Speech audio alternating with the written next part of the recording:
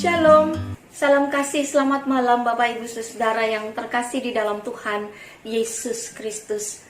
Kembali lagi di dalam pelayanan dan pemberitaan firman Tuhan, di dalam ibadah keluarga, bersama keluarga, masih tetap di rumah. Tuhan menjaga kehidupan kita dengan kebaikan, dengan penyertaan, bahkan dengan keselamatan. Bapak Ibu Saudara, keluarga yang Tuhan Yesus kasihi, firman Tuhan kitab Amos pasal 2 ayat 6 sampai dengan 8 menyatakan kepada kita bagaimana Nabi Amos menyampaikan penghakiman, nubuatan tentang penghakiman dan hukuman bagi orang-orang Israel. Di sana dikatakan, karena 3 perbuatan jahat Israel, bahkan 4, aku tidak akan menarik kembali keputusan.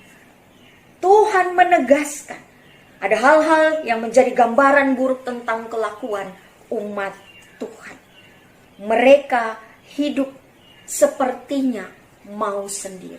Mereka hidup tanpa aturan, ketetapan hukum yang sejak awal Tuhan telah tetapkan.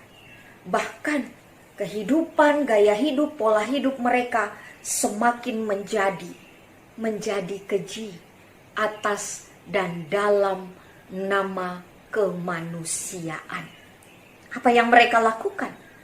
Mereka menjual orang benar karena uang, orang miskin karena sepasang kasut.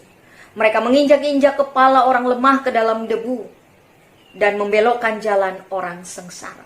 Anak dan ayah pergi menjamah seorang perempuan muda sehingga melanggar kekudusan namaku. Mereka merebahkan diri di samping setiap mezbah di atas pakaian gadai orang, dan minum anggur orang-orang yang kena denda di rumah Allah mereka. Bapak Ibu Saudara yang terkasih, Tuhan memberi aturan, Tuhan memberikan ketetapan bagi kita agar kita bisa meninggalkan semua perilaku kita yang buruk, dosa kita. Tuhan benci, sehingga dinyatakan, aku tidak akan menarik kembali keputusanku. Berani berbuat, berani bertanggung jawab, berani berbicara, berani untuk menghadapi hal-hal yang akan datang. Tapi ingatlah, ada Tuhan. Ketika kita berjalan pada arul, pada jalan yang Tuhan tetapkan dalam tuntunan dan kebenaran firman Tuhan dengan berhati-hati, menundukkan diri karena kasih, dan juga menghargai orang lain, maka berkenan Tuhan memberikan kuasa dan pertolongan bagi hidup kita. Tuhan memberikan aturan dan hukum bagi kita. Tuhan ingin mengajar kita dengan aturan-aturan hidup yang tepat agar kita tidak mengulanginya lagi. Kita tidak menjadi malu atau dipandang hina karena kesalahan, karena dosa masa lalu. Aduh, jangan sampai ketahuan. Malu rasanya, mau diceritakan, mau pengalaman apa, tidak baik. Tetapi itulah pembelajaran. Sayangnya Tuhan, kasihnya Tuhan mau menutupi aib dan dosa kita. Pengasihan dan pengampunan Tuhan tidak membuat kita dipermalukan, tetapi membawa kita kepada kasih dan peringatan, menuntun kita kepada kesadaran dan keinsyafan, merubah pikiran kita, arah untuk mendekatinya. Metanoia, berubah pikiran untuk semakin mendekati Yesus, berharap, bertanya, mengikuti aturan Yesus, memikirkan hal-hal yang dilakukan untuk menjadi solusi. Kalau hal ini sudah tidak tepat, rubahlah sikap kita.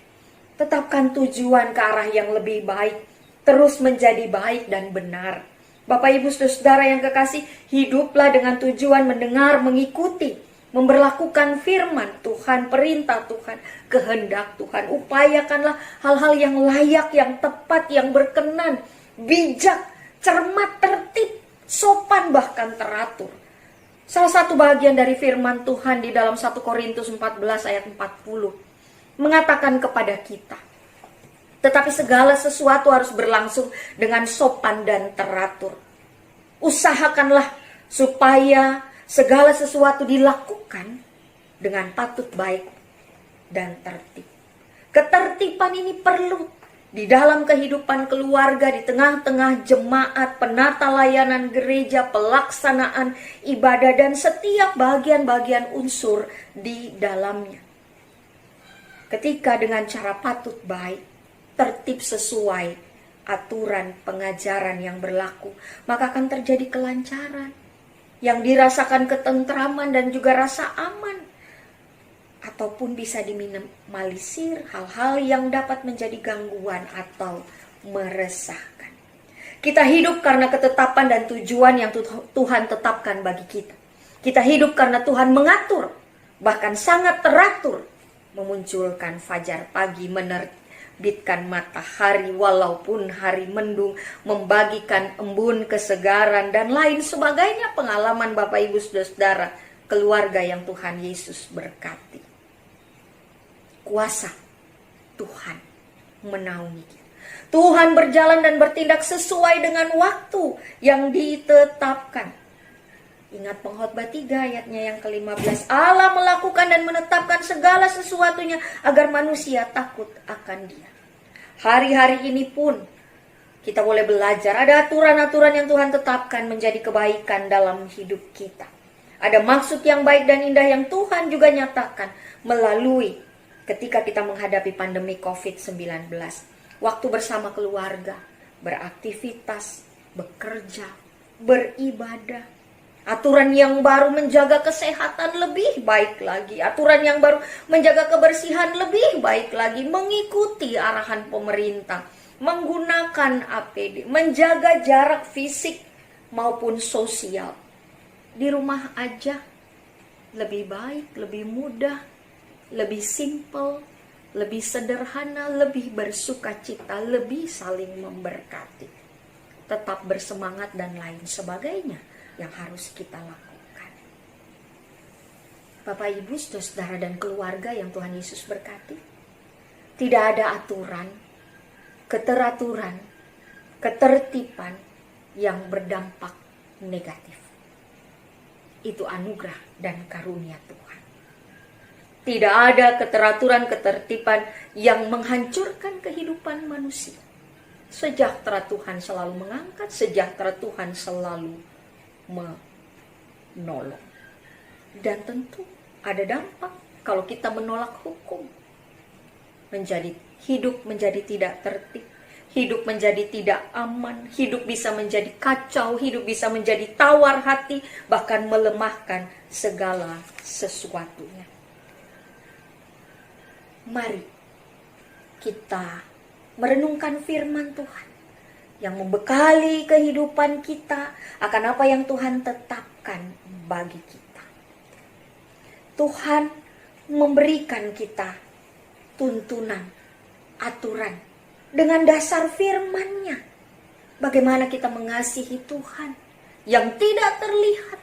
Kita tunjukkan nyata-nyata ketundukan kita, kesetiaan kita, kepatuhan kita, keberanian kita, ketetapan kita untuk melakukan dan hidup di dalam hukum kasih bagi sesama dan bersama-sama orang lain.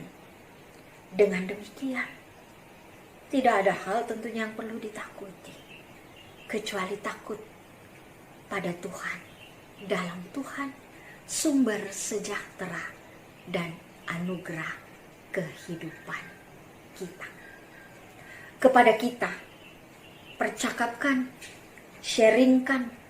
Yang pertama, sebutkan bentuk-bentuk penyesatan dalam atau melalui kebohongan ketika kita menjauhkan aturan Tuhan dari hidup kita. Yang kedua, percakapkan, sebutkan 3 contoh pelanggaran terhadap 10 hukum Taurat di sekitar kita. Hal-hal nyata apa yang masih kita dapati hukum dibuat untuk dilanggar. Yang ketiga, sebutkan bentuk-bentuk pelaksanaan dari hukum yang keempat dan ke-10. Pengalaman orang tua, pengalaman anak-anak. Sejahtera Tuhan memampukan kita, memberkati kita, menyempurnakan peribadahan firman Tuhan yang kita lakukan hari ini dan seterusnya. Tuhan memberkati kita semua. Amin.